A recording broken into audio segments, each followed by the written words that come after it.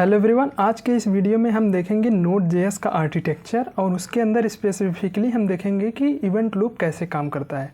तो मैं इसको बहुत इजी रखूँगा और पूरा एडवांस तक जाऊँगा। चलिए सबसे पहले हम एकदम बेसिक से स्टार्ट करते हैं।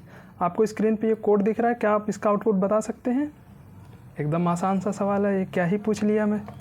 ठीक है, देख लेते हैं इसको हम एक बार रन करके।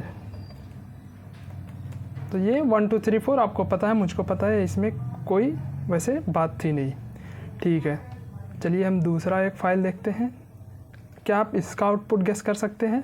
सबसे पहले हमारे console.log स्टार्ट है, उसके बाद ये हमने कुछ सेट टाइम आउट किया है जिसको हमने टाइम आउट दिया है 0 मिलीसेकंड का। ओके, और लास्ट में console.log एंड किया है। इसका आउटपुट क्या होगा आप गेस करिए। मैं इसको रन करता हूँ। सबसे पहले आया स्टार्ट, ठीक है, अच्छी बात है, सबसे पहली लाइन पे ही स्टार्ट है। उसके बाद आया एंड, लेकिन एंड तो सबसे लास्ट में था। और उसके बाद आया टाइम आउट। टाइम आउट ये बीच में पड़ा था, 0 सेकंड के बाद इसको चलना भी था, उसको चल जाना चाहिए था। तो ये कैसे हो रहा है? तो इसे जानने के लिए हमें समझना पड़ेगा कि Node.js काम कैसे करता है, स्पेसिफिकली इवेंट लूप कैसे काम करता है, होता क्या है इवेंट लूप। तो देखते हैं, हम पहले शुरू करते हैं Node.js है क्या, व्हाट इज़ Node.js। Node.js एक रन टाइम जावास्क्रिप्ट का रन टाइम है। रन टाइम से क्या मतलब है? पहले जो जावास्क्रिप्ट थी वो केवल ब्राउज़र में ही रन हो सकती थी, ब्राउज़र के बाहर आप उसको रन नहीं कर सकते थे। तो 2009 में ये एक डेवलपर, आप इनकी फ़ोटो देख सकते हैं, इनका नाम है रेयान डाल। इन्होंने ब्राउज़र के अंदर जो जावास्क्रिप्ट को रन करने का इंजन होता है, जैसे स्पेसिफिकली हम क्रोम की बात करें तो वहाँ पे V8 इंजन होता है, तो उसको निकाल करके और उसके साथ कुछ और जोड़ करके Node.js बनाया। क्या जोड़ा हम देखते हैं अभी, ताकि जो हम जावास्क्रिप्ट है उसको सर्वर साइड में भी यूज़ कर सकें, केवल क्लाइंट साइड यानी कि ब्राउज़र में ही ना रहे वो। ठीक है, देखते हैं क्या क्या किया इन्होंने। Node.js है क्या, उसके कंपोनेंट्स हम देखते हैं। ये है हमारे पास V8 इंजन, ठीक है, अच्छी बात है, ये हमारे क्रोम में था, वहीं से लिया गया है, ओपन सोर्स है। ठीक है, दूसरा क्या है, libUV। अब libUV क्या है? ये handle asynchronous IO task, asynchronous IO task ये हैंडल करता है, और ये हमें थ्रेड पूल देता है। अभी हम बात करेंगे थ्रेड पूल क्या होता है, और इवेंट लूप देता है जिसकी हम बात कर रहे थे अभी। ठीक है, देखते हैं अभी ये सब क्या होते हैं। और क्या देता है हमें ये? नोड के कोर APIs हैं कुछ, जैसे कि फाइल सिस्टम हो गया, HTTP सर्वर बनाने के लिए, क्रिप्टो हो गया, हैशिंग वगैरह करने के लिए, और बहुत कुछ देता है। और कुछ बाइंडिंग्स हैं। अब ये समझ नहीं आ रहा ये क्या है, मैं समझाता हूँ। देखिए libUV क्या है। libUV Node.js के पहले नहीं था, Node.js बनाना था, इसलिए libUV को बनाया गया। इसमें क्या था, इसमें हमें देता है इवेंट लूप, कुछ थ्रेड पूल देता है। थ्रेड पूल समझते हैं, एक प्रोसेस होता है और प्रोसेस के अंदर मिनिमम एक थ्रेड या फिर मैक्सिमम आप थ्रेड बढ़ा सकते हैं। तो libUV जो है जावास्क्रिप्ट आपको पता है by default single threaded language है, यानी कि जो जावास्क्रिप्ट है वो केवल एक ही थ्रेड पे रन होती है। तो वो इतने सारे टास्क जो सर्वर पे रिक्वेस्ट आती है, हज़ारों रिक्वेस्ट, वो सब कैसे हैंडल करेगा, इसलिए libUV को बनाया गया। ठीक है, नोड की कुछ कोर APIs है, ये क्यों बनानी पड़ी? क्योंकि ब्राउज़र में हमें फाइल सिस्टम से डील नहीं करना था, तो वहाँ पे ये था ही नहीं, V8 के पास फाइल सिस्टम को एक्सेस करने का कोई तरीका नहीं है। तो उसके लिए Node.js की कोर APIs हैं जो हमें ये इनेबल करती हैं, हम फाइल सिस्टम से बात कर सकें, हम सर्वर बना सकें। ठीक है, फिर ये बाइंडिंग्स किस लिए है? बाइंडिंग का क्या काम है दोस्तों? देखिए V8 इंजन है, ठीक है, हमारे जावास्क्रिप्ट के कोड को समझता है, लेकिन उसको क्या सपना थोड़ी आ रहा है कि libUV भी कोई चीज़ है। नोड की कोर API जो फाइल सिस्टम है V8 को थोड़ी ना पता है। तो V8 को ये अवेयरनेस या फिर उसको बताने के लिए कि फाइल सिस्टम भी कुछ है और libUV का यूज़ कर सकते हैं, ये इन दोनों के बीच में जो गैप है उसको ब्रिज करने के लिए बाइंडिंग्स की गई C++ की। और ये जो V8 है ये मोस्टली C++ में लिखा गया है। libUV भी एक C++ लाइब्रेरी ही है, और ये Node.js की जो कोर APIs हैं वो जावास्क्रिप्ट में लिखी गई हैं, और ये बाइंडिंग्स हैं ये इस जावास्क्रिप्ट को C++ और OS से बात करने के लिए ये बाइंडिंग्स की गई हैं। ठीक है, अब देखते हैं, हम आगे बढ़ते हैं। हम देखते हैं पहले ट्रेडिशनल सर्वर मॉडल क्या था, पहले सर्वर कैसे काम करते थे। देखिए एक रिक्वेस्ट आई यूज़र की, आप एक HTTP गेट रिक्वेस्ट भेजें, उसके लिए एक प्रोसेस जो चल रहा है सर्वर का, एक हर चीज़ का एक प्रोसेस होता है, आपको पता है। आप कोई भी एप्लीकेशन डबल क्लिक करके ओपन करते हैं तो वो आपके सिस्टम में एज ए प्रोसेस स्टार्ट होता है, और हर एक प्रोसेस मिनिमम एक थ्रेड के साथ शुरू होता है, और उसके कई सारे थ्रेड बढ़ सकते हैं। जैसे आप माइक्रोसॉफ्ट वर्ड खोल रहे हैं तो एक तो हो गया, आप जो टाइप कर रहे हैं उसको प्रोसेस करने के लिए एक थ्रेड हो सकता है काम कर रहा हो, एक थ्रेड स्पेलिंग चेक करने के लिए काम कर रहा हो, एक थ्रेड ऑटो सेव के लिए काम कर रहा हो। ऐसे ही एक प्रोसेस के कई सारे थ्रेड हो सकते हैं। और जो आपका ये क्रोम ब्राउज़र है वो क्या करता है, हर एक टैब के लिए एक नया प्रोसेस करता है, वो एक ही प्रोसेस में अलग अलग थ्रेड नहीं करता। ये मैं एडिशनल इन्फॉर्मेशन दे रहा हूँ। क्रोम जो है हर एक टैब के लिए एक नया प्रोसेस स्टार्ट करता है, ताकि आप देखेंगे टैब इज़ नॉट रिस्पॉन्डिंग करके आता है तो केवल वो टैब ही क्रैश होता है, आपका दूसरा टैब क्रैश नहीं होता। अगर वो एक ही प्रोसेस में मल्टीपल थ्रेड्स कर देते एक एक टैब के लिए, तो एक भी टैब अगर आपका क्रैश हुआ तो आपका पूरा क्रोम क्रैश हो जाता। ठीक है, आगे बढ़ते हम। तो ट्रेडिशनली क्या होता है कि 10,000 यूज़र ने अगर रिक्वेस्ट मारा किसी सर्वर पे, तो हम एक ही प्रोसेस के अंदर 10,000 थ्रेड्स एक बढ़ाते जाते थे। थ्रेड हम एक थ्रेड इनेबल कर देते थे, एक थ्रेड क्रिएट कर देते थे एक यूज़र को हैंडल करने के लिए। लेकिन थ्रेड इतना चीप तो है नहीं। प्रोसेस क्या है बेसिकली, वो हमारे रैम मेमोरी इन्हीं सबको तो कंज्यूम कर रहा है। तो जैसे जैसे आप थ्रेड्स बढ़ाएंगे आपके सिस्टम पे लोड बढ़ेगा। ठीक है, तो जावास्क्रिप्ट का क्या मॉडल है, ये नोड.जेएस का क्या मॉडल है देखते हैं। नोड.जेएस क्या कहता है, हम एक सिंगल थ्रेड पे काम करेंगे, हमारे पास एक इवेंट लूप है, और हमारा काम करने का तरीका होगा नॉन ब्लॉकिंग आईओ। अब देखिए यहाँ पे दो कीवर्ड आ गए, नॉन ब्लॉकिंग और आईओ। इन दोनों को पहले समझना होगा, वरना आगे की चीज़ें अच्छे से समझ में नहीं आएंगी। तो सबसे पहले हम देखते हैं आईओ क्या चीज़ है। आईओ कुछ नहीं दोस्तों, आईओ है इनपुट आउटपुट, फुल फॉर्म है आईओ का इनपुट आउटपुट। ठीक है, अब इनपुट आउटपुट ठीक है क्या ये, तो देखते हैं। इनपुट मतलब हो गया रीडिंग फ्रॉम ए फाइल। उससे पहले भी हम देख लेते हैं कि इसकी डिफिनेशन थोड़ी। IO operations are slow. IO वो ऑपरेशंस हैं जो कि स्लो होती हैं compare to CPU operation. CPU operations आप समझ रहे हैं, जैसे एक लूप चला रहे हैं आप, इन रजिस्टर में काउंटर को बढ़ाओ, ये सब सीपीयू के ऑपरेशंस हैं। और आईओ ऑपरेशन क्या है, IO operations are slow compare to CPU operation because they involve hardware और नेटवर्क कम्युनिकेशन। ऐसे ऑपरेशन जहाँ पे हमें फिजिकल डिवाइस से कुछ काम करना है, जैसे कि आप डिस्क पे कुछ लिख रहे हैं, तो डिस्क तो आपकी एसएसडी फिजिकल चीज़ है ना, उसी पे लिखा रहा है। आप अपने एसएसडी को निकाल के दूसरे लैपटॉप में लगाएंगे, डाटा तो वहाँ भी है, इसका मतलब फिजिकली उस डिस्क में कुछ काम हुआ है। तो ये जो काम है वो थोड़ा स्लो होता है, और उसके लिए अगर आप हर यूज़र के लिए उतना टाइम रुकेंगे तो आपका सर्वर तो बहुत स्लो हो जाएगा, कोई रिक्वेस्ट हैंडल ही नहीं कर पाएगा अगर लोड बढ़ा। तो यही है आईओ ऑपरेशन। देख लेते हैं क्या क्या है। जैसे रीडिंग फ्रॉम ए फाइल, एक फाइल से पढ़ना। फाइल से पढ़ने का क्या मतलब है, आपकी एसएसडी या हार्ड डिस्क से उसको रीड करना, रिट्रीव करना, उसको दिखाना। तो ये एक टाइम टेकिंग टास्क है। Receiving data from network request, आपने कहीं नेटवर्क पे एपीआई कॉल की, वहाँ से रिस्पॉन्स आ रहा है, यहाँ भी टाइम लगेगा, ये एक नेटवर्क कॉल है। ठीक है, reading data from A database, ये भी टाइम लगेगा। और रिसीविंग यूज़र इनपुट, आप कीबोर्ड से इनपुट देते हैं तो वहाँ भी वो आपका इंतज़ार नहीं करेगा कि आप टाइप करें, उतनी देर वो रुका नहीं रहेगा, वो और काम करता रहेगा। ठीक है, आउटपुट में वही आप देख लीजिए, राइटिंग है फाइल टू ए डिस्क, आपको डिस्क पे कुछ लिखना है, ये भी एक टाइम टेकिंग टास्क है। ठीक है, सेंडिंग नेटवर्क रिक्वेस्ट या फिर सेंडिंग डेटा टू डीबी। ठीक है, हम आईओ तो समझ गए। अब ये ब्लॉकिंग क्या लिखा था, ये नॉन ब्लॉकिंग आईओ जो नोड.जेएस का मॉडल था उसमें नॉन ब्लॉकिंग क्या है, उसके पहले हम देखते हैं ब्लॉकिंग और नॉन ब्लॉकिंग ये दोनों क्या चीज़ है। तो एक छोटे से कोड से हम समझते हैं। ये देखिए, fs.read फाइल सिंक एक फाइल है जिसका हमने पाथ दे दिया। ठीक है, ये फंक्शन क्या करता है, ये फंक्शन हमारे फाइल को पढ़ता है, फंक्शन फाइल को पढ़ता है। ठीक है, उसके बाद क्या करता है, जो फाइल का कंटेंट है उसको कंसोल लॉग करता है। ठीक है, ये कोड दूसरा नॉन ब्लॉकिंग का कोड देखते हैं। ठीक है, देखते हैं, ये है fs.read फाइल, वो फाइल का पाथ दे दिया, एरर आया तो कुछ एरर इसमें दे दो, या फिर जो डाटा आया वो डाटा वेरिएबल में दे दो, पैराम्स में दे दो, और मैं प्रिंट कर दे रहा हूँ, कंसोल कर दे रहा हूँ।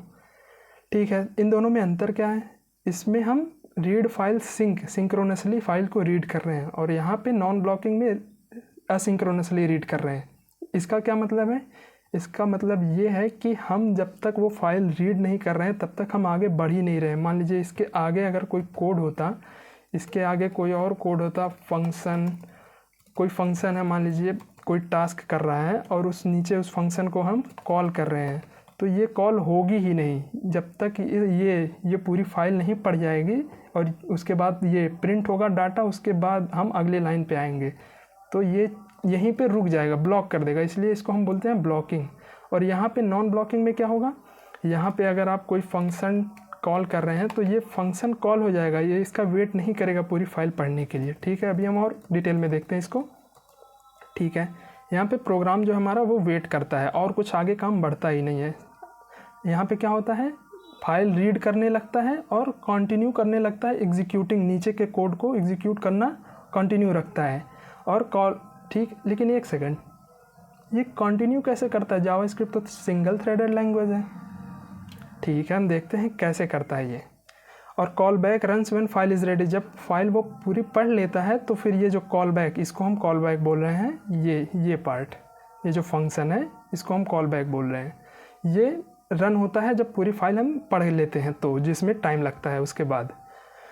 ठीक है, तो एक वर्ड में अगर हमें समराइज करना हो ब्लॉकिंग क्या है, तो ब्लॉकिंग है synchronous IO operations. Get it? Okay, ठीक है, इतना हमें समझ में आया। लेकिन अभी हमें कुछ चीज़ें नहीं समझ में आई, जैसे कि ये जब फाइल स्टार्ट करना रीड करना स्टार्ट कर दिया, उसके बाद ये कोड कैसे एग्जीक्यूट कर रहा है? वो तो फाइल रीड कर रहा है, वो सिंगल थ्रेडेड है। देखते हैं कैसे करता है। ठीक है,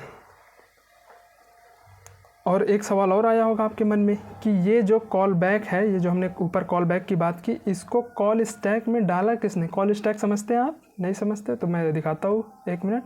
जैसे ये फाइल है, जब आप इस फाइल को एग्जीक्यूट करने जाएंगे तो ये console.log सबसे पहली लाइन पढ़ेगा, उसको क्या करेगा, कॉल स्टैक में, उसको कॉल स्टैक में डालेगा console.log को। उसके बाद इसको एग्जीक्यूट करेगा, ये माफ़ करिए,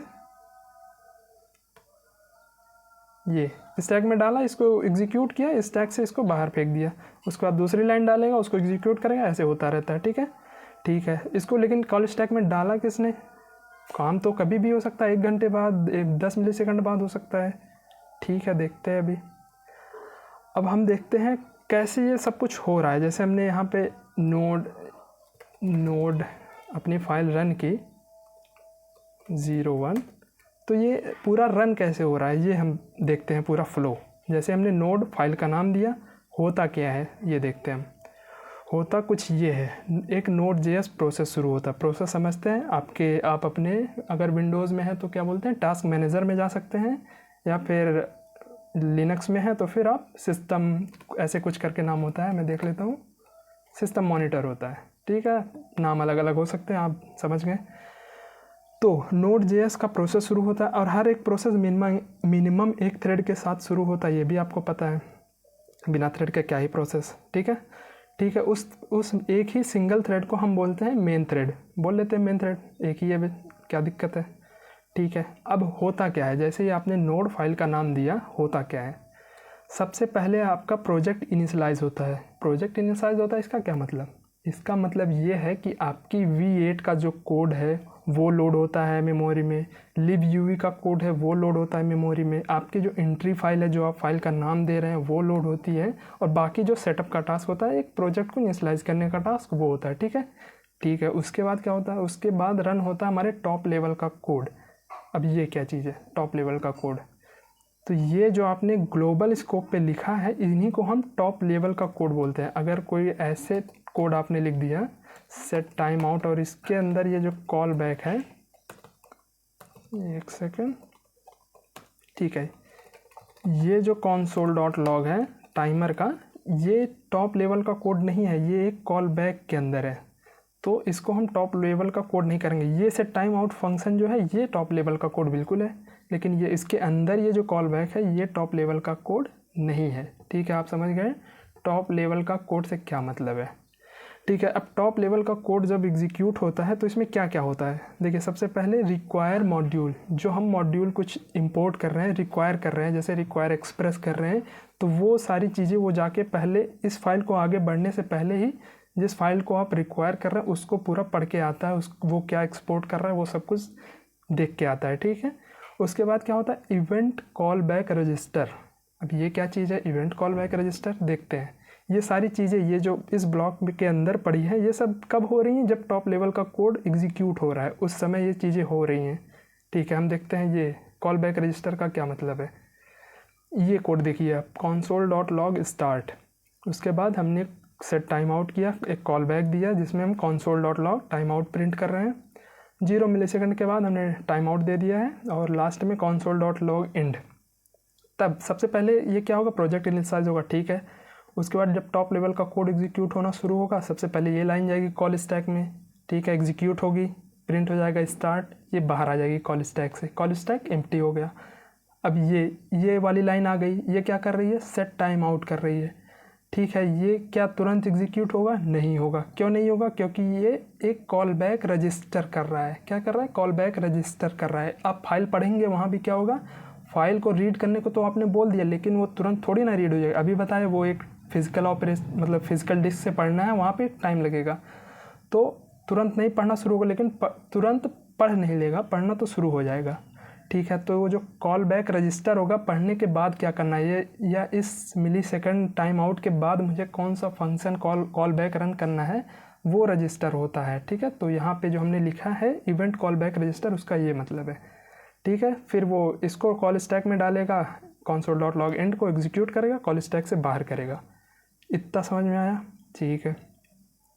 अच्छा, तो Node.js इतना तो हुआ, लेकिन ये बगल में ये live क्या कर रहा है, एक सेकंड, हाँ, live क्या कर रहा है, आपको हमने बताया live हमें एक थ्रेड पुल देता है। अब थ्रेड पुल क्यों दे रहा है, क्योंकि सिंगल थ्रेड से तो काम चलने वाला है नहीं। आपने बोल दिया जावास्क्रिप्ट सिंगल थ्रेडेड है, क्या उससे काम हो जाएगा, नहीं होगा। फिर तो वो करता ही रह जाएगा काम, फाइल रीड करने को बोल दिया, करता ही रह जाएगा, ठीक है।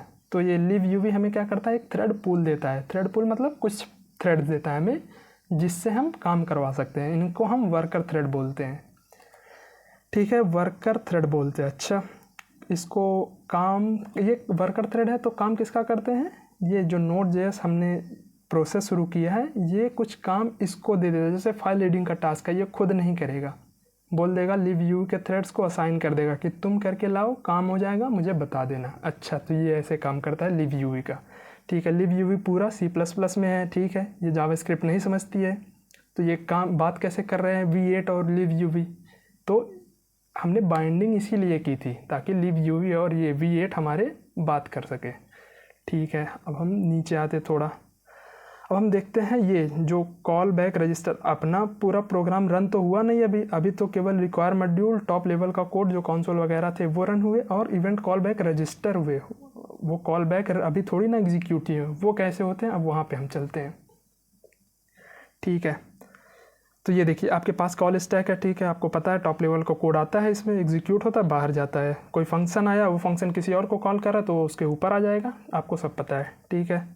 अब ये इवेंट लूप क्या चीज़ है, इवेंट लूप हमें कौन दे रहा है, live दे रहा है, इतना समझ में आया, ठीक है।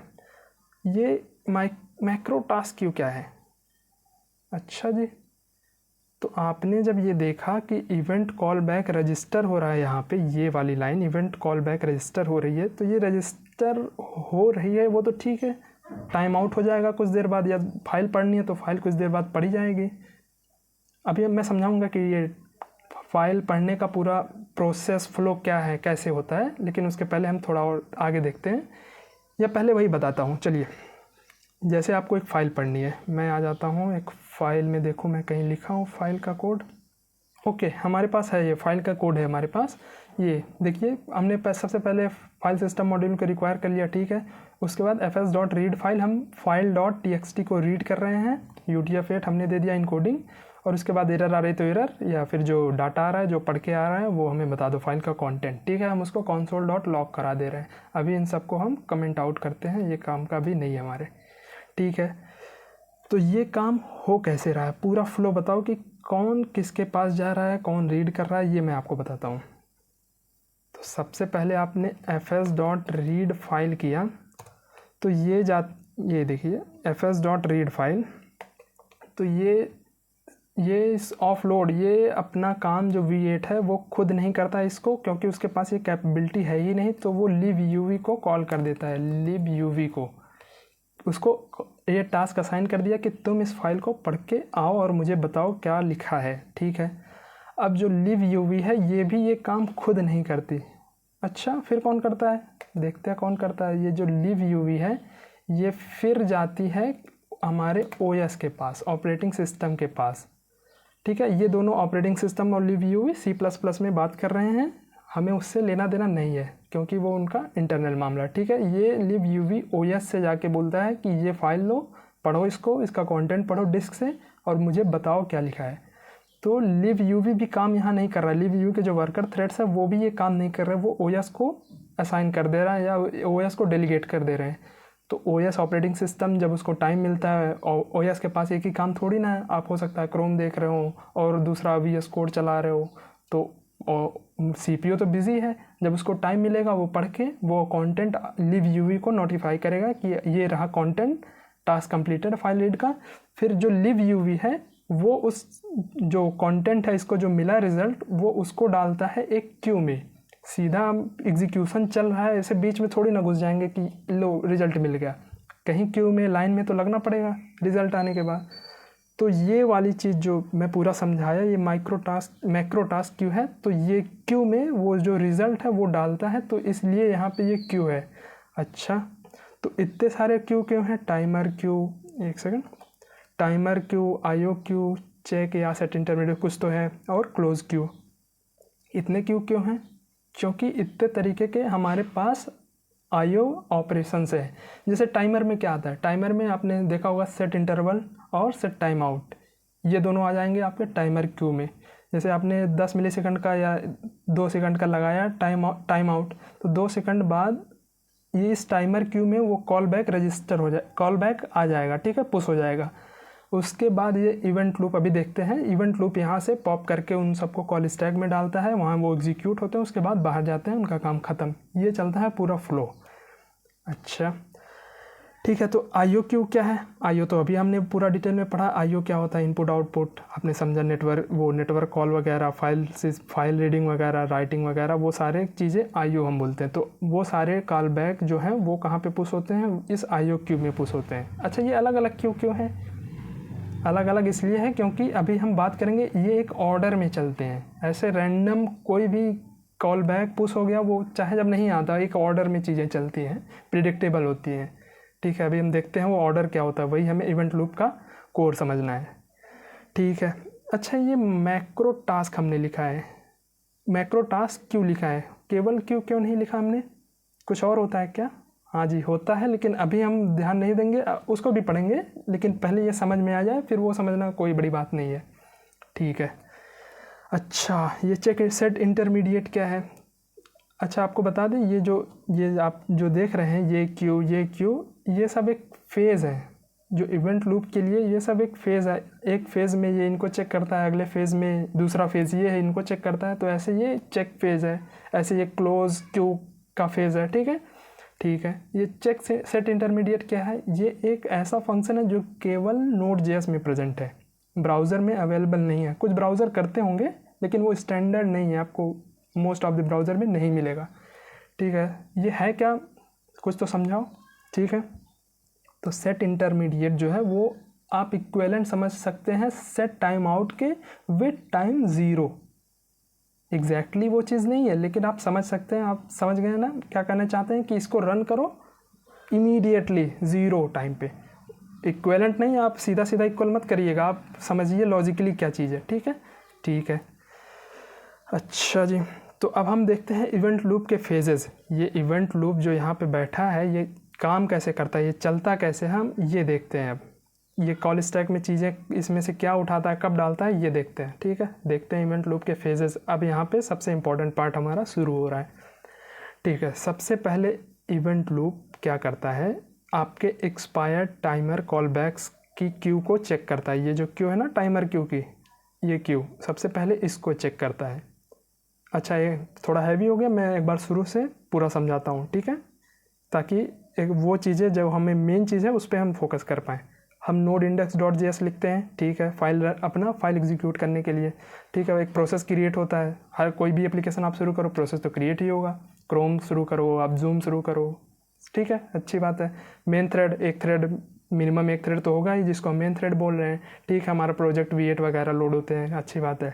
टॉप लेवल का कोड एग्जीक्यूट शुरू होना, टॉप लेवल का कोड एग्जीक्यूट होना शुरू होता है। ठीक है, पहली लाइन पे जो लिखा है, अगर रिक्वायर मॉड्यूल है तो उस मॉड्यूल को पढ़ के आओ, देखो क्या कंटेंट है उसके, क्या एक्सपोर्ट हो रहा है, वो सब पढ़ो। कोई कंसोल वगैरह जो इन लाइन एग्जीक्यूट हो सकता है, कॉल स्टैक में डालो, एग्जीक्यूट करो, बाहर करो, काम खत्म उसका, दोबारा उसका काम ही नहीं है। ठीक है, ये हो गया। इवेंट कॉल बैक रजिस्टर होते हैं।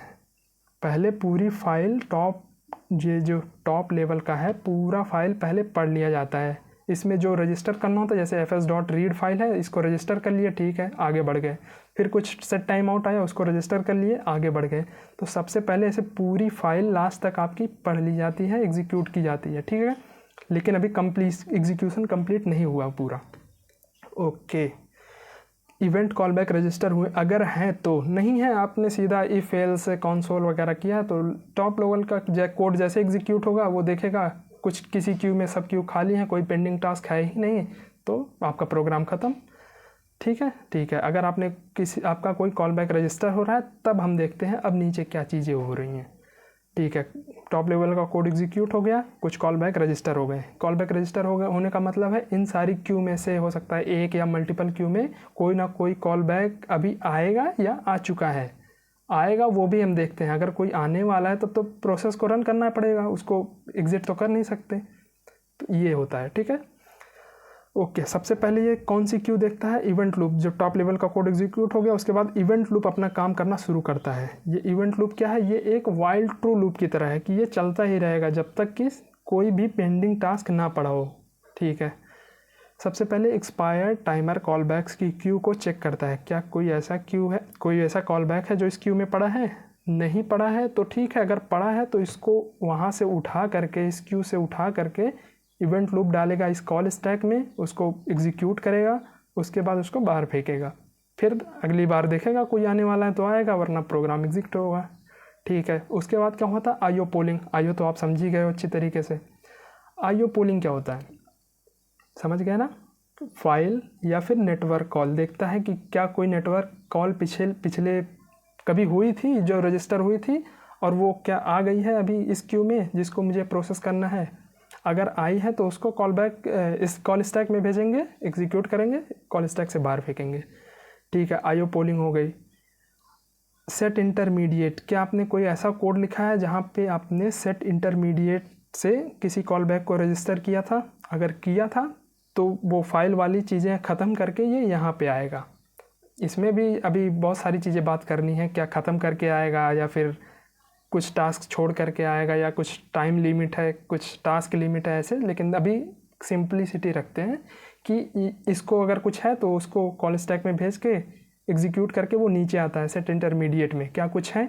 अगर है तो फिर उसको डालता है कॉल स्टैक में, उस कॉल बैक को जो इस सेट इंटरमीडिएट या चेक के क्यू में पड़ा है। ठीक है, अगर नहीं है तो ठीक है, नीचे आते हैं हम close call back. Close call back क्या है, ये बेसिकली क्लीन अप वगैरह के लिए यूज़ होता है, जैसे सॉकेट क्लोज़ करना हुआ या फिर कोई कनेक्शन क्लोज़ करना हुआ आपको उस केस में। ठीक है, ये जो पूरी चीज़ चली 1 2 3 4, इसको हम बोलते हैं एक टिक। ये अगले आइट्रेशन में जाने से पहले ये एक लूप है, ये पहला आइट्रेशन हो गया, तो हर एक आइट्रेशन को हम बोलते हैं एक टिक। क्या बोलते हैं, टिक बोलते हैं। अच्छा, ठीक है। फिर ये चेक करता है क्या कोई पेंडिंग टास्क है, क्या कोई अभी नेटवर्क कॉल हुई है जो अभी आएगा या फिर आ चुका है, ये चेक करता है। अगर नहीं है तो सिंपली एग्जिट कर देता है। ठीक है, आपका प्रोग्राम एग्जिट हो गया।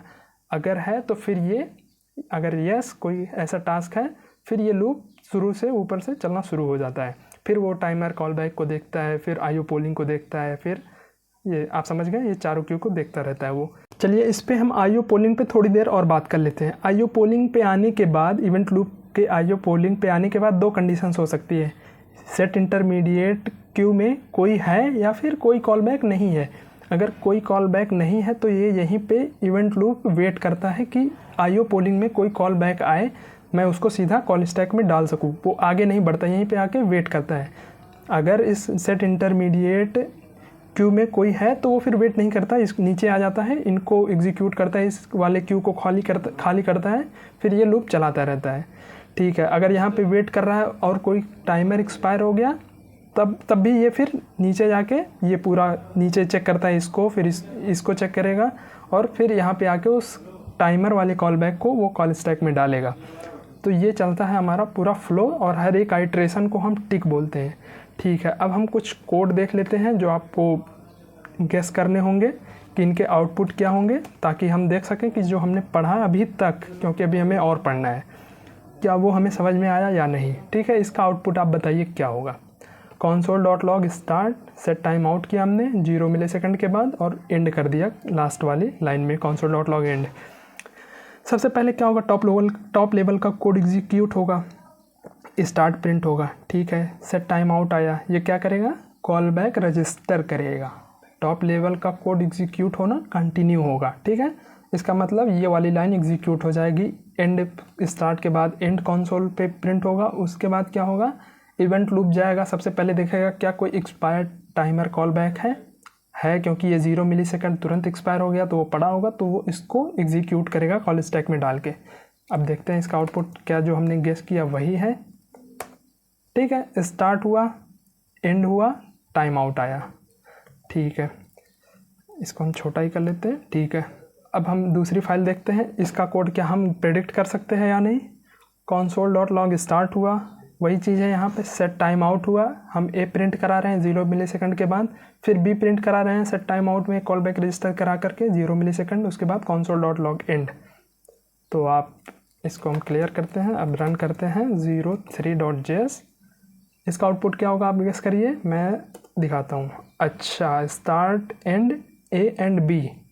अच्छा जी, ए एंड बी, क्या अगर मैं इसको ऊपर नीचे कर दूँ, बी ऊपर ए नीचे, फिर क्या होगा। अब देखिए B and A order change हो गया। इससे क्या समझ में आया, जो हमारी ये क्यू है ये फीफो ऑर्डर में काम करती है, फर्स्ट इन फर्स्ट आउट। जो पहले आया, बी पहले आया तो पहले वो कॉल स्टैक में जाएगा, इवेंट लूप पहले उसको उठाएगा उस क्यू में से। अच्छा, तो ये समझ में आया हमें, ये फीफो ऑर्डर में काम करती है हमारी क्यू। ओके, ये वाला कोड हम देखते हैं, सेट टाइम आउट और सेट इंटरमीडिएट।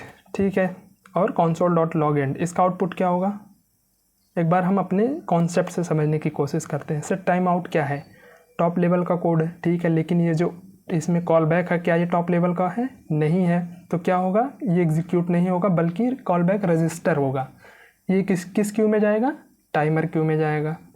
ठीक है, ये सेट इंटरमीडिएट क्या है, टॉप लेवल का कोड है, लेकिन ये कॉल बैक टॉप लेवल का नहीं, ये एग्जीक्यूट होगा नहीं, ये जाएगा क्यू में। कौन से क्यू में जाएगा, टाइमर में नहीं जाएगा, ये जाएगा हमारे सेट इंटरमीडिएट वाले क्यू में, या फिर जिसको हम क्या बोलते हैं, चेक का क्यू बोलते हैं। ठीक है, अलग नाम है। ठीक है, तो उसमें जाएगा। उसके बाद हम टॉप लेवल पे console.log टॉप लेवल का कोड है, एग्जीक्यूट होगा तो सबसे पहले एंड होगा, एंड प्रिंट होगा कंसोल पे, इतना तो समझ में आ रहा है।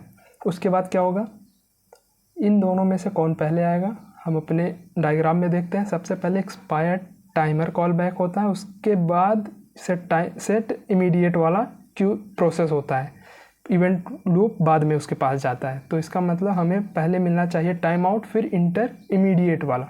ठीक है, इसको हम क्लियर करके एक बार रन करते हैं।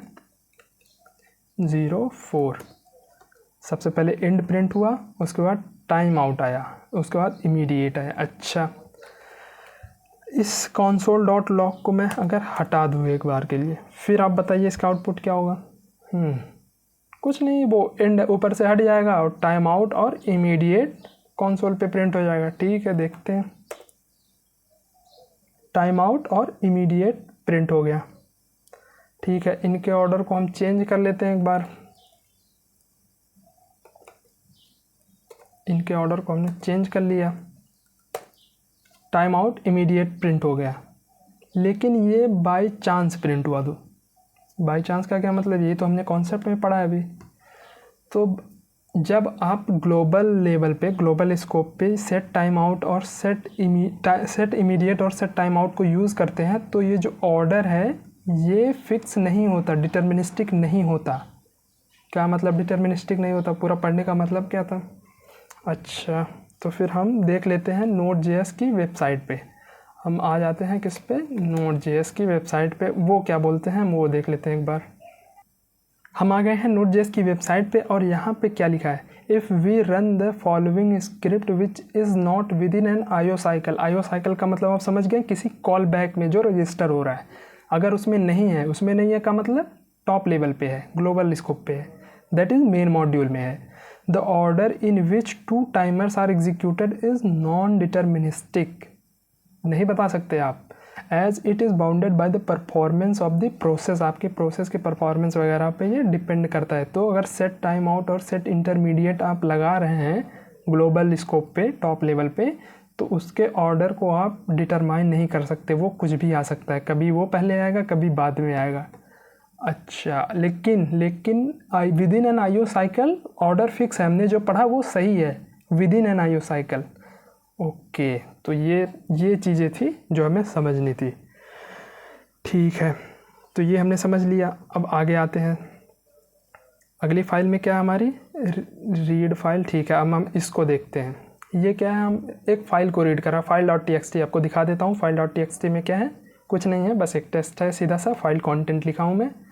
ठीक है, तो हम किस पे थे, 05.js। ठीक है, इसको हम पढ़ रहे हैं। ठीक है, उसके बाद क्या कर रहे हैं, चलिए यहाँ पे हम एक और लाइन लिख लेते हैं, एंड। ठीक है, अब आप इसका आउटपुट गेस करिए। तो चलिए हम आपके साथ ही सोचते हैं, console.log end, पहले एंड होगा प्रिंट, क्योंकि ये टॉप लेवल का कोड है, क्योंकि ये तो पूरा का पूरा कॉल बैक रजिस्टर कर रहा है, यहाँ तक तो कोई दिक्कत नहीं है। ठीक है, ये कॉल बैक कुछ टाइम लेगा, उसके बाद ये क्यू में, IO क्यू में जाके पुश हो जाएगा। उसके बाद क्या होगा, इवेंट लूप इसको उठाएगा जब टाइम उसको मिलेगा, उसका फेज़ जब उसकी बारी आएगी। ठीक है, इसको उठा के कॉल स्टैक में डालेगा, तो ये पूरा कॉल बैक कॉल स्टैक में जाएगा। उसके बाद ये एग्जीक्यूट होना शुरू होगा, सबसे पहले ये लाइन एग्जीक्यूट होगी, console.log data, डेटा में जो फाइल का कंटेंट है वो पहले प्रिंट होगा। उसके बाद ये हम फिर से 2 कॉल बैक रजिस्टर कर रहे हैं, कौन कौन से, सेट टाइम आउट और सेट इमीडिएट। अच्छा, ये दोनों रजिस्टर हो जाएंगे। उसके बाद क्या होगा, उसके बाद कॉल स्टैक खाली हो जाएगा, फिर इवेंट लूप अपने अगले फेज पे जाएगा। ठीक है, आप गेस करिए क्या होगा, मैं रन करता हूँ node 5। Okay, and as predicted, फिर फाइल कंटेंट ये भी हमने प्रिडिक्ट कर लिया था, इमीडिएट पहले और टाइम आउट बाद में, इमीडिएट पहले और टाइम आउट बाद में। लेकिन अभी तो हमने पढ़ा कि within an IO cycle, ये within an IO cycle ही है, जो एक कॉल बैक के अंदर ही है। टाइमर जो है वो सेट इमीडिएट से पहले है, लेकिन यहाँ पे इमीडिएट पहले आ रहा है, ये क्यों हुआ, देखते हैं हम। देखिए आपका, हम पूरा शुरू से इसको एग्जीक्यूट करते हैं। ये रिक्वायर मॉड्यूल पहले ये सब इंपोर्ट हुआ, ठीक है, उसके बाद टॉप लेवल का कोड एग्जीक्यूट होना शुरू हुआ, ये इसको रजिस्टर किया होगा।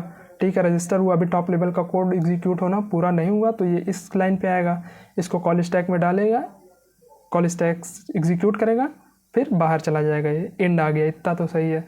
उसके बाद इवेंट लूप अपना काम करना शुरू करेगा। इवेंट लूप सबसे पहले इस क्यू को चेक करेगा, एक्सपायर्ड टाइमर कॉल बैक को। क्या यहाँ पे हमने कोई टाइमर कॉल बैक रजिस्टर किया था, नहीं, तो उस पर तो जाने का कोई सवाल ही नहीं है, कोई कॉल बैक उसमें होगा नहीं। फिर ये जाएगा अगली बार में IO पोलिंग में जाएगा। अब IO पोलिंग में जब पहले आइट्रेशन में यहाँ पे इस IO क्यू में कोई कॉल बैक हो भी सकता है, नहीं भी हो सकता। ये जो हमने कॉल बैक रजिस्टर किया है, ये पहले आइट्रेशन में हो भी सकता है, नहीं भी हो सकता। नहीं क्यों नहीं हो सकता है इस फाइल को पढ़ने में टाइम लग रहा हो, OS बिजी हो किसी और टास्क में, आप कोई हैवी टास्क कर रहे हैं अपने लैपटॉप पे, इसको टाइम नहीं मिला, या फाइल कंटेंट बड़ी है, उसको पढ़ने में टाइम लग रहा है। अच्छा, तो हो सकता है पहले आइट्रेशन में नहीं हुआ, तो ये एक बार पूरा आइट्रेशन एक टिक हो गया, ये दूसरे आइट्रेशन में आएगा। हो सकता तब भी ना हुआ, तो किसी एक आइट्रेशन में तो होगा ही होगा, 10 मिलीसेकंड बाद, 100 मिलीसेकंड बाद, मैक्सिमम 1 सेकंड बाद, कभी तो होगा। जब होगा फिर ये इस क्यू को चेक करेगा, वहाँ पे उसको कॉल बैक मिलेगा। अच्छा, कॉल बैक मिला, ये लाइन सबसे पहले एग्जीक्यूट होगी इस कॉल बैक की, मेक सेंस। तो ये फाइल कंटेंट आ गया कंसोल पे। उसके बाद हमने रजिस्टर किया 2 कॉल बैक, कौन कौन से, टाइम आउट के और इमीडिएट के। ठीक है, रजिस्टर हो गए, अब किस एग्जीक्यूट करने को बचा नहीं है, तो कॉल स्टैक से इस कॉल बैक को ये बाहर कर देगा कि ये काम हो गया, जो रजिस्टर करना था रजिस्टर हो गया। अब वो कहाँ जाएगा, इवेंट लूप आईओ पोलिंग के बाद जाएगा इस वाले फेज़ पे, चेक फेज़ पे, सेट इंटरमीडिएट फेज़ पे। फिर ये चेक करेगा क्या इस क्यू में कोई कॉलबैक पुश हुआ है। हाँ जी हुआ तो है, यहाँ पे हमने सेट इंटरमीडिएट पे किया था। अच्छा तो ये इसलिए पहले यहाँ पे आ रहा है। वो ऑर्डर तो ठीक है, टाइमर कॉल बैक यहाँ पहले हो रहा है, लेकिन इसके बाद हम इस फेज़ में आए हैं, तब ये सब इस फेज़ में चीज़ें रजिस्टर हुई हैं। इस फेज़ में चीज़ें आईओ पोलिंग वाले फेज़ में वो दोनों कॉल बैक रजिस्टर हुए। उसके बाद नेक्स्ट जो हमारा फेज़ है वो सेट इंटरमीडिएट का है, तो वो इस क्यू को चेक करेगा, ना कि टाइमर वाले क्यू को। ठीक है, मेक सेंस। तो ये इमीडिएट इसलिए यहाँ पे आया। उसके बाद उसके बाद इसने क्लोज कॉल बैक वाले क्यू को देखा होगा, कोई नहीं है। फिर ये चेक करेगा क्या एनीथिंग पेंडिंग है। हाँ, अभी हमने एक कॉल बैक रजिस्टर किया है टाइमर का और वो एग्जीक्यूट नहीं हुआ है, वो कॉल स्टैक पे अभी तक नहीं आया है। तो ये फिर से ऊपर जाएगा, एक लूप ये कंटिन्यू रखेगा। फिर चेक करेगा टाइमर कॉल बैक है, अब है तो उसको एग्जीक्यूट किया, तो यहाँ पे आया टाइम आउट। फिर ये एक नीचे जाएगा, पूरा हर एक फेज से होते हुए सब एम्प्टी रहेंगे। तो ये चेक करेगा कुछ चीज़ पेंडिंग है, पेंडिंग नहीं है तो ये एग्ज़िट कर जाएगा, तो हमारा प्रोग्राम एग्ज़िट हो जाएगा। पूरा फ्लो समझ में आया? ठीक है, हम अगली फाइल पे चलते हैं। अच्छा, अभी तो बहुत कुछ पढ़ना है। अगली फाइल देखिए क्या है, console.log स्टार्ट। ठीक है, बच्चों का खेल है। सेट टाइम आउट, ये भी बच्चों वाला खेल है। ये क्या नया है, promise.resolve.then, ये क्या नया चीज़ है। तो जावास्क्रिप्ट में केवल time out, interval, file read यही सब तो नहीं है, और भी चीज़ें हैं, प्रॉमिस वगैरह हैं, हम प्रॉमिस हैंडल करते हैं जावास्क्रिप्ट में। तो इनका कहाँ पे प्लेस है, ये किस क्यू में जाते हैं, ये कौन बताएगा। अच्छा, ये भी पढ़ना पड़ेगा। ठीक है, तो इनके लिए जो ये प्रॉमिस का कॉल बैक है, ये कॉल बैक ही तो है। ये प्रॉमिस जब रिजॉल्व हो गई तो ये हमने एक कॉल बैक दिया जिसमें हम क्या कर रहे हैं, console.log प्रॉमिस प्रिंट करा रहे हैं। हम अगर इंडस्ट्री लेवल पे आए तो हम अपना टास्क करते हैं, जो भी हमें डाटाबेस से काम है या फ्रंट एंड पे कुछ दिखाना है वो करते हैं। लेकिन यहाँ पे हम ऐसे एग्जांपल के लिए console.log प्रॉमिस कर रहे हैं। ठीक है, ये promise.resolve क्या है, ये सिंटेक्स क्या है, ये है बेसिकली ये है कि एक प्रॉमिस है जो कि तुरंत रिजॉल्व हो गया है। ठीक है, आप इसके बारे में और पढ़ सकते हैं। ठीक है, ये कहाँ जाएगा, ये कॉल बैक कहाँ जाएगा, अब ये हमें देखना है। क्या ये इनमें से किसी क्यू में घुसेगा या फिर कुछ और जगह है इनके लिए। अब आपको बताते हैं, ये जो आपने मैक्रो टास्क क्यू पढ़ा था, तब मैंने बोला था कि एक और इसका नाम मैक्रो टास्क क्यू क्यों है, केवल क्यू क्यों नहीं है। ठीक है, क्योंकि एक और क्यू है, उसको हम क्या बोलते हैं, उसको हम बोलते हैं माइक्रो टास्क क्यू। अच्छा, ये है माइक्रो टास्क क्यू। अच्छा, तो इस पे क्या होता है, इसमें हमारे आते हैं प्रॉमिसेस के कॉल बैक्स। अच्छा, इनका ऑर्डर क्या होता है, ये कब एग्जीक्यूट होते हैं। अच्छा जी, क्या आप इसका आउटपुट गेस करना चाहेंगे एक बार। चलिए कर लेते हैं एक बार, गलत ही सही आप कर तो लीजिए एक बार। ठीक है, नोड 6, तो जितना हम प्रेडिक्ट कर सकते हैं पहले वो करते हैं। हम स्टार्ट प्रिंट करा लेंगे सबसे पहले। ठीक है, उसके बाद सेट टाइम आउट तो होगा नहीं, रजिस्टर होगा, ये भी कॉल बैक रजिस्टर होगा। उसके बाद एंड, स्टार्ट प्रिंट होगा, उसके बाद एंड प्रिंट होगा। उसके बाद इन दोनों में हमें कन्फ्यूज़न है, कुछ तो होगा। ठीक है, देखते हैं। स्टार्ट प्रिंट हुआ, एंड आया, उसके बाद प्रॉमिस आया, फिर टाइम आउट आया। अच्छा, प्रॉमिस पहले आया, टाइम आउट बाद में आया। तो बताओ इसका क्या होता है, कौन पहले, क्या ये ऑर्डर क्या चलता है, तो हम आपको बताते हैं। देखिए, माइक्रो टास्क क्यू में ये हम एक प्रॉमिस का क्यू बना लेते हैं पहले। इसमें ये जो क्यू है ये हमारी है प्रॉमिस की क्यू। ठीक है, जब कोई भी प्रॉमिस रिजॉल्व होता है, नेटवर्क कॉल हुई, आपने किसी एपीआई पे रिक्वेस्ट किया, वहाँ से टाइम लगेगा आने में रिस्पॉन्स। जब वो रिस्पॉन्स आएगा वो तब तक वो एज ए प्रॉमिस रहेगा। प्रॉमिस जब रिजॉल्व होगा तब आप उसको कंज्यूम करते हैं।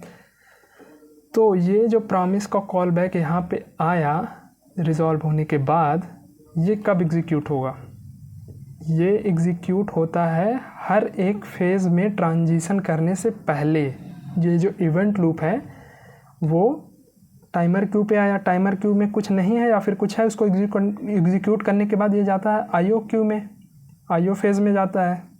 लेकिन इस फेज़ में जाने से पहले, यानी कि दूसरे फेज़ में जाने से पहले वो एक बार माइक्रो टास्क क्यू को चेक करता है क्या वहाँ पे कोई कॉल बैक आया है क्या। अगर आया है तो पहले वो उसको एग्जीक्यूट करता है, फिर नीचे IO क्यू में जाएगा या फिर जिस भी क्यू में उसको जाना था वहाँ पे जाएगा।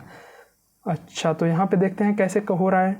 ये सबसे पहले टॉप लेवल का कोड प्रिंट हो गया, ठीक है। ये रजिस्टर हो गया, ये भी ठीक है। ये भी रजिस्टर हो गया, ये भी ठीक है। ये प्रिंट हो गया, ठीक है। अब इवेंट लूप क्या करेगा? इवेंट लूप सबसे पहले, अब हम एक बार फिर से अपने बेसिक्स पे आ जाते हैं। कहाँ पे गए हम? हाँ, हमने नोड अपनी फाइल का नाम दिया, तो सबसे पहले टॉप लेवल इनिशियलाइज वगैरह हो गया, टॉप लेवल का कोड एग्जीक्यूट हो गया पूरा। इवेंट कॉल बैक रजिस्टर हो गया जिसको होना था, प्रॉमिस के हो गए, टाइमर के हो गए, फाइल के हो गए। उसके बाद ये सबसे पहले इन क्यू पे नहीं जाता। अब तक जो हमने पढ़ा था वो हमने बीच की कुछ चीज़ें स्किप कर दी थी, वो जान के स्किप की थी ताकि उस समय कन्फ्यूज़न ना हो। तो इन क्यू पे आने से पहले वो चेक करता है इस माइक्रो टास्क क्यू को, इसको ये ज़्यादा प्रायोरिटी देता है, इस वाले क्यू को ज़्यादा प्रायोरिटी देता है इवेंट लूप। सबसे पहले ये इसको चेक करेगा, इनको खाली करेगा सबसे पहले, अगर कोई है कोई कॉल बैक तो। उसके बाद आता है ये टाइमर वाले क्यू पे।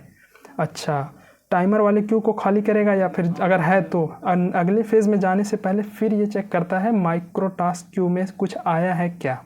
मतलब इतनी प्रायोरिटी है माइक्रो टास्क क्यू की कि हर एक फेज़ में जाने से पहले ये चेक होता है, सबसे पहले तो होता ही है। तो ये जब ये टॉप लेवल का एग्जीक्यूट हो गया कोड, फिर ये सबसे पहले गया होगा माइक्रो टास्क क्यू में, देखा होगा अच्छा ये कॉल बैक तो रजिस्टर हुआ है, तो इसने पहले इसको रन किया, तब यहाँ पे आया प्रॉमिस, उस प्रॉमिस यहाँ पे आया। उसके बाद सेट टाइम आउट, वो नीचे गया जो हमने पहले पढ़ा था, ये सारे क्यू वहाँ पे चेक किया, फिर टाइमर उसको मिला, फिर उसने टाइमर को दिया। अच्छा, ये हो रहा था, ठीक है। आप यहाँ पे खेल सकते हैं, आप यहाँ पे फाइल को रीड करा के देख सकते हैं आउटपुट क्या है।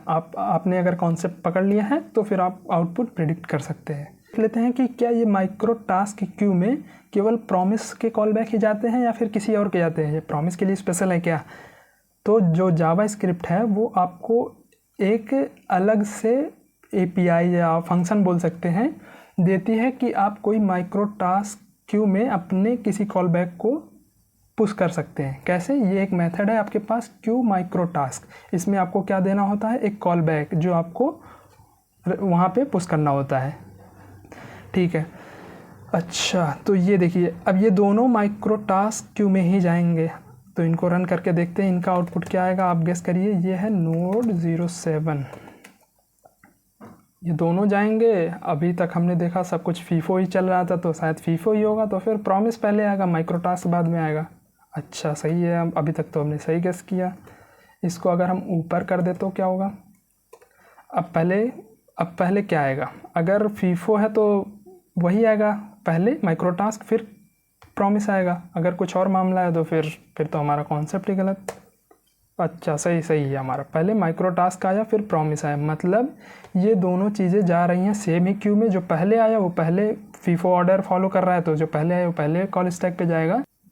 तो हम समझ गए कि माइक्रो टास्क क्यू में हम दो तरीके से कॉल बैक रजिस्टर कर सकते हैं, एक तो प्रॉमिस से हो सकता है, या दूसरा हमें एक मेथड दिया गया है क्यू माइक्रो टास्क जिससे हम कर सकते हैं कॉल बैक रजिस्टर। इसलिए हम इसको प्रॉमिस क्यू नहीं बोलते, इसको हम माइक्रो टास्क क्यू बोलते हैं। इसको भी हम माइक्रो टास्क ही कर लेते हैं, या फिर इसको ओवरऑल हम डिलीट ही कर देते हैं पूरा। ये आपको समझ में आ गया, ये एक माइक्रो टास्क क्यू है, ठीक है। इसमें हम प्रॉमिस से आ सकते हैं या फिर वो जो हमें मेथड दिया गया है उससे आ सकते हैं, उससे कॉल बैक रजिस्टर कर सकते हैं। अच्छा, क्या अब हमने सब कुछ पढ़ लिया? अभी नहीं, अभी क्या बचा है? आप इस कोड को देखिए, console.log स्टार्ट हुआ, ठीक है, कोई दिक्कत नहीं है। process.nextTick console.log nextTick, ये क्या चीज़ आ गई? अब ये क्या है नया? ठीक है, ये प्रॉमिस तो हमने देख ही लिया, क्या ऑर्डर होगा वो हमें पता है, सेट टाइम आउट का भी पता है, console.login ये सब पता है। ये नई चीज़ आई हमें process.nextTick। क्या आप इसको आउटपुट गेस करना चाहेंगे? पहले हम जितना आता है हमें उससे गेस करते हैं। सबसे पहले स्टार्ट आएगा, अच्छी बात है। उसके बाद क्या आएगा? ये नेक्स्टटिक, ये कॉल बैक दे रहा है, ये रजिस्टर होगा जो कि अभी तक हमने पढ़ा नहीं है, ठीक है, इसको अभी साइड में रखते हैं। प्रॉमिस रजिस्टर होगा, सेट टाइम आउट का कॉल बैक रजिस्टर होगा, उसके बाद एंड प्रिंट होगा, ठीक है, ये समझ में आया। अब जो हमें पता है उस पर हम देखते हैं। सब उसके बाद प्रॉमिस आएगा और उसके बाद क्या आएगा, लास्ट में टाइम आउट आएगा। अभी हमें नहीं पता कि एंड के बाद ये प्रोसेस डॉट नेक्स्ट टिक का क्या कौन सी जगह पे वो आएगा, एंड के बाद आएगा या लास्ट में आएगा या प्रॉमिस के बाद आएगा, ठीक है, ये हमें नहीं पता। ठीक है, हम एक बार इसको रन करके देख लेते हैं आउटपुट क्या आता है। नोड 08 स्टार्ट एंड, ये तो हमने प्रेडिक्ट किया था। अच्छा, उसके बाद आया नेक्स्ट टिक, उसके बाद प्रॉमिस और टाइम आउट आया। अच्छा, फिर ये नेक्स्ट टिक कब रन होता है, नेक्स्ट टिक वाला कॉल बैक ये कब चेक होता है, ये पूरे फ्लो में कब चेक होता है। तो एक और क्यू है जिसकी प्रायोरिटी इस माइक्रो टास्क क्यू से भी ज़्यादा है। अच्छा जी, कितने क्यू है, ठीक है, ये लास्ट है अभी हम बता रहे हैं। ये एक और क्यू है, ये क्यू क्या है, नेक्स्ट, क्या नाम था, next tick. Okay, next tick Q. अच्छा, ये एक और क्यू है नेक्स्ट टिक क्यू जिसकी प्रायोरिटी सबसे ज़्यादा है। तो अब हम देखते हैं इसका फ्लो क्या होता है, नेक्स्ट टिक कब कैसे चेक होता है, कब रन होता है। तो पहले हम इसको हटा लेते हैं। ठीक है, अभी तक हमने पढ़ा क्या, वो सबसे पहले टॉप लेवल का कोड पूरा एग्जीक्यूट होता है, उसके बाद वो माइक्रो टास्क क्यू को खाली करता है अगर कुछ है तो, उसके बाद ये इवेंट लूप अपना शुरू हो जाता है और हर एक फेज़ नेक्स्ट फेज़ पे जाने से पहले वो फिर चेक कर लेता है माइक्रो टास्क क्यू को कुछ है या नहीं। तो इसमें आप एक चीज़ और ऐड कर लीजिए कि ये जो पूरी चीज़ है, ये दोनों क्यू जो है ये हर एक फेज पे जाने से पहले और सबसे स्टार्ट में तो चेक होती ही हैं, और उसमें भी सबसे पहले नेक्स्ट टिक क्यू चेक होता है, उसके बाद माइक्रो टास्क क्यू चेक होता है, उसके बाद हम जाते हैं नीचे इवेंट लूप वाले फेजेस पे। मतलब एक बार हम अगर फिर से बेसिक पे जाएं तो पहले नोड फाइल का नाम हमने दिया, उसके बाद हमने वो इनिशलाइज वगैरह किया प्रोजेक्ट को, V8 वगैरह को, libUB को इनिशलाइज किया, रिक्वायर वगैरह जो करना था वो किया, टॉप लेवल का कोड एग्जीक्यूट किया, उसके बाद हमने नेक्स्ट टिक क्यू को चेक किया, उसके बाद उसको खाली करने के बाद पूरा एम्प्टी करने के बाद हम माइक्रो टास्क क्यू पे आते हैं, उसके बाद हम इस टाइमर क्यू पे आते हैं, और टाइमर क्यू से आगे बढ़ने से पहले हम एक बार फिर चेक करते हैं इन दोनों क्यू को, इसमें कुछ आया है क्या, अगर आया है तो सबसे पहले फिर नेक्स्ट टिक ही रन होगा, उसके बाद ये माइक्रो टास्क जो प्रॉमिस वाला क्यू है वो रन होगा, उसके बाद वो IO क्यू पे जाएगा। तो ये चलता है पूरा फ्लो। तो अब आप कोई भी कोड आपको दिया जाए तो आप उसको प्रेडिक्ट कर सकते हैं। तो यहाँ पे आप क्या हुआ था आप अब समझ गए होंगे, प्रोसेस डॉट नेक्स्ट टिक सबसे पहले वो वाली क्यू चेक हुई, इसलिए नेक्स्ट टिक सबसे पहले आया टॉप लेवल के कोड को एग्जीक्यूट करने के बाद। ओके, तो ये था पूरा आपका Node.js का इंटरनल और इवेंट लूप आर्किटेक्चर आपने पूरा देख लिया। लेकिन अभी ये पूरी पिक्चर कंप्लीट नहीं है। अगर आप अभी जब जो भी हमने कोड लिखा है वो हमने जावास्क्रिप्ट को as a common JS treat करके लिखा है। अगर आप इसको मॉड्यूल JS ट्रीट करके लिखेंगे, वहाँ पे आप इंपोर्ट वगैरह करेंगे, फिर आप देखेंगे कि कहीं कहीं पे ये जो ऑर्डर है वो आपको चेंज होता हुआ मिलेगा। लेकिन क्या अभी तक जो हमने पढ़ा इसका मतलब वो सब बेकार है, दोनों में अलग अलग चीज़ें होती हैं? नहीं, केवल जो टॉप लेवल का कोड जो पहली बार रन होता है उसको रन करने के तरीके में डिफरेंस आता है जब आप कॉमन JS और मॉड्यूल JS यूज़ करते हो। कॉल बैक IO जो कॉल बैक है उसके अंदर जो ऑर्डर है वो यही होता है जो हमने पढ़ा। मॉड्यूल में केवल जब टॉप लेवल का कोड जो होता है उसको वो कुछ अलग तरीके से रन करता है, तो वहाँ पे आपको डिफरेंसेस देखने को मिल जाएंगे। तो ये आपको ध्यान में रखना है। बाकी पूरा वीडियो आपको कैसा लगा आप बताइएगा, वीडियो को लाइक करिएगा, शेयर करिएगा। ठीक है, वीडियो ख़त्म करते हैं, धन्यवाद।